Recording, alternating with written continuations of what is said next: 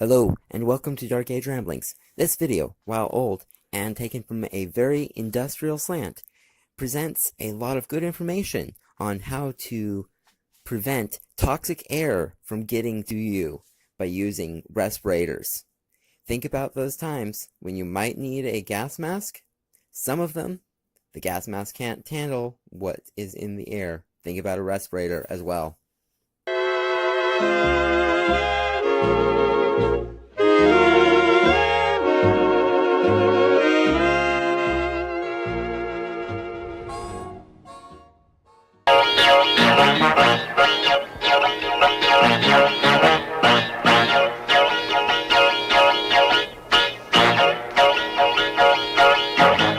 You do a job, or you've been assigned to one, which exposes you to air that may not be safe to breathe.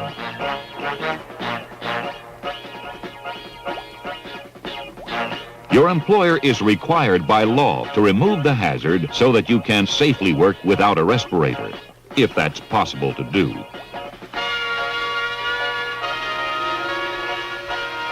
As an interim measure to protect your health and perhaps your life, you are required to wear some type of respirator. There's now a federal law, the Occupational Safety and Health Act, or OSHA, that's designed to make sure everyone works in the safest possible environment. Under the Act, a number of people have responsibilities for your safety. You are one of them.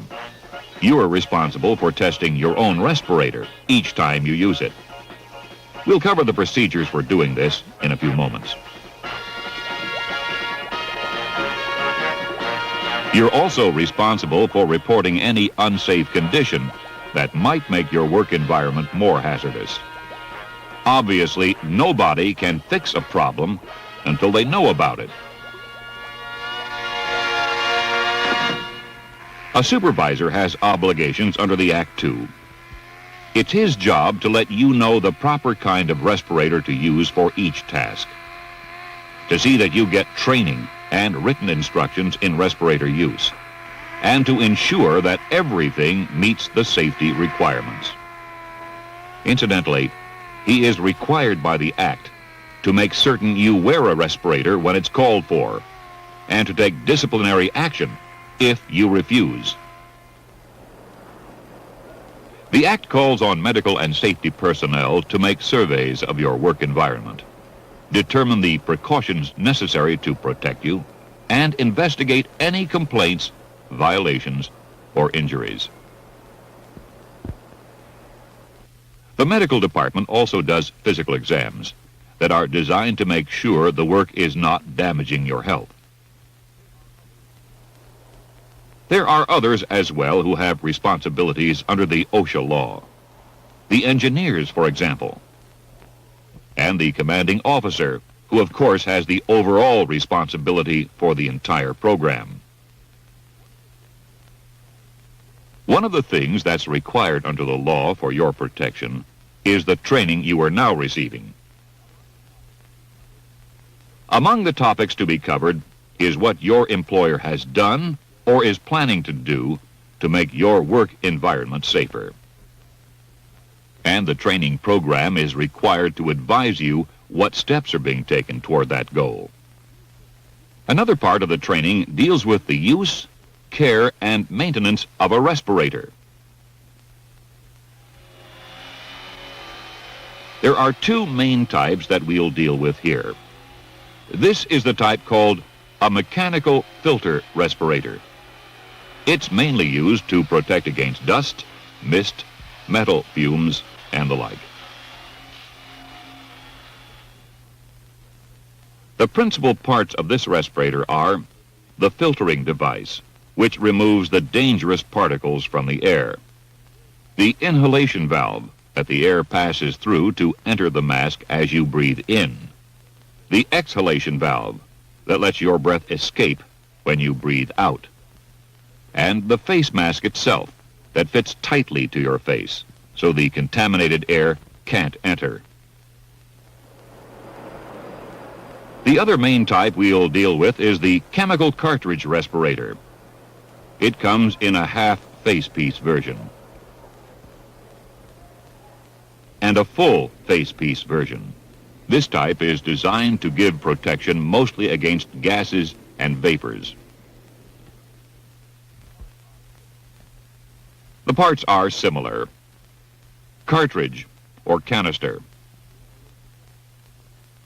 inhalation valve, exhalation valve, and facepiece. One other common type is the disposable respirator. It's worn when there's a light contamination, but not enough to require the greater protection of a mechanical or chemical cartridge type. There are, in addition, quite a few other specialized types of respirators that don't concern us here. Each type of respirator is designed to do only certain types of jobs. Make sure you're using the right kind, or you may be getting no protection at all. During your training, you will be taught how to fit and test your device so you're sure it's giving good protection. A man with long sideburns or a beard can't usually wear a respirator because he can't get a tight fit. People who wear contact lenses also have a problem because of the possibility of dangerous chemicals being trapped under the lens. Ordinary eyeglasses won't get in the way if all you require is a half face mask device. But the temple pieces interfere with the seal of a full facepiece unit. There is a way around that problem, however, and that is to use special eyeglass inserts. The respirator must fit with a good, tight seal to your face, all the way around. But a word of caution: do not try to get a good seal by tightening the straps so much that they are uncomfortable. You should be able to get a good fit, yet with the straps comfortable enough that you'll be able to wear the device for long periods on the job. If you can't get it both tightly sealed and comfortable at the same time, it's possible that a different size or a different type is needed. Each time you wear your respirator on the job, you first do a pair of tests to make sure it's working properly. You begin with the positive pressure test. With some types of respirators, you may have to start by removing the cover of the exhalation valve. Cover the valve with your hand or a piece of paper and breathe gently into the facepiece. You should be able to feel a slight buildup of pressure without any sign of leakage before the pressure gets strong enough to break the seal. If you get a pressure buildup, it means that the facepiece is forming a good seal against your face. The negative pressure test involves closing off the inlet valve, or both inlet valves if there are two. Block off the air intake with your hand or hands, then gently suck in your breath so the facepiece collapses slightly. Hold it for several seconds. The facepiece should remain collapsed, indicating that the device is probably seated to your face well enough to prevent outside air from entering around the edges. That completes the test. In your training, after you've gotten a good fit and checked the seal with the positive and negative pressure tests, you'll be given a chance to wear the respirator in the normal air of the classroom, a chance to start getting used to it. There's nothing difficult about it. It's mostly a matter of becoming adjusted to the idea of having it on. You'll find that conversation is possible, although a bit difficult. After this familiarization period, the next step is a test of how well your device fits. The test is done with a chemical known as banana oil. It's got such a powerful odor that one drop would make the whole room smell like bananas. But if your facepiece forms a good, tight seal against your face, you should not be able to smell it. After the instructor has checked you with a small quantity of the chemical, and you've assured him that you can't detect the odor, you're ready for the confidence chamber. The chamber is filled with a strong concentration of banana oil. Again, if your mask fits properly, you should not get the banana smell.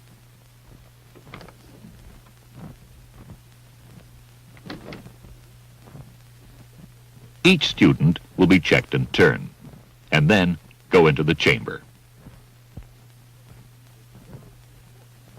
It's very important that you be honest about whether you detect the smell. If you do, it means the respirator is not protecting you, which could be dangerous to your life or health on the job. Remove your respirator and adjust it again to see if you can get a satisfactory seal.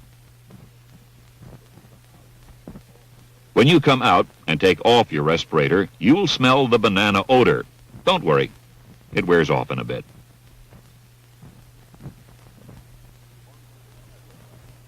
On completion of your training, you'll be fully prepared to use the respirator for safety on the job. Now, let's take a look at the steps for everyday use. Always inspect your respirator before you put it on.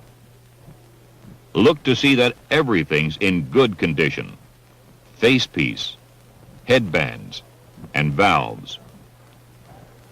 Check the cartridges to be sure they're the kind you need. Many people don't want to bother doing safety checks like these, but that's foolish. They only take moments, and it's your own safety that's at stake. Each time you put on your respirator, remember to make sure you've got a good seal by doing the positive and negative pressure checks. Block the exhalation valve. Breathe out and see that there's a slight pressure buildup. Block the inhalation opening or openings. Inhale gently and make sure the facepiece remains collapsed for several seconds. So far, we've been talking about what your respirator does for you. Now, let's talk about what it will not do. For example, down in that manhole or in any closed tank or confined space, there may not be very much air. Your filter or chemical cartridge respirator can clean up air that's dirty, but cannot provide you oxygen if it isn't already there. Check the atmosphere, or have it checked, before you enter. Your respirator is designed to work for you in normal levels of pollution. But if there's a gas leak or a spill or some other like problem, get out and call for the firemen, who have specialized equipment to handle it.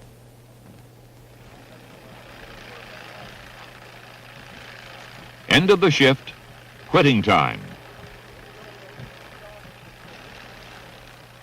Your respirator has protected you as you worked. Now, it needs some care and attention, so it will be ready for tomorrow.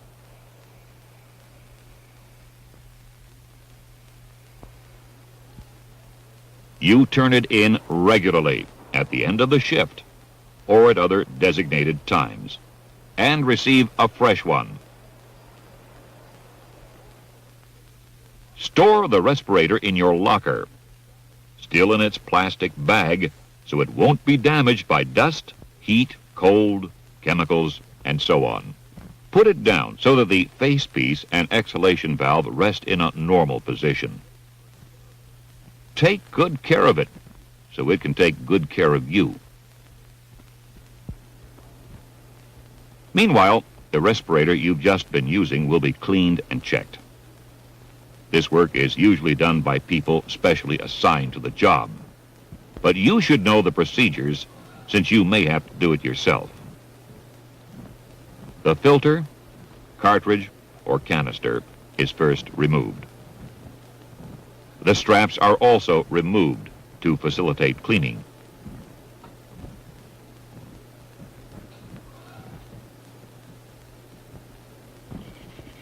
Then the facepiece is washed and disinfected. If necessary, a hand brush can be used to loosen the dirt. When thoroughly clean, it's rinsed in fresh, warm water. Then it's left to air dry. Once dry, it's inspected, and new filters, cartridges, or canisters are installed. This has to be done carefully to ensure that the seal is tight.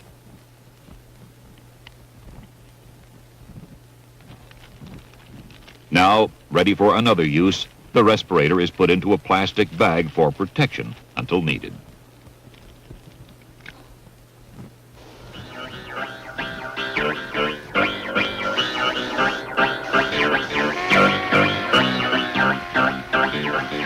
We all have a part to play in keeping ourselves safe and healthy on the job. Among the important things you can do is to learn and follow the correct procedures of using the respirator. And then, be sure always to wear it when you're supposed to. Remember, it only protects you when you have it on. Please subscribe to this channel and give it a like so this message reaches more people. Also, hit the bell if you want to follow along as I put out more videos related to preparedness, the Grand Solar Minimum, and news related to your survival and thriving in the challenging future ahead.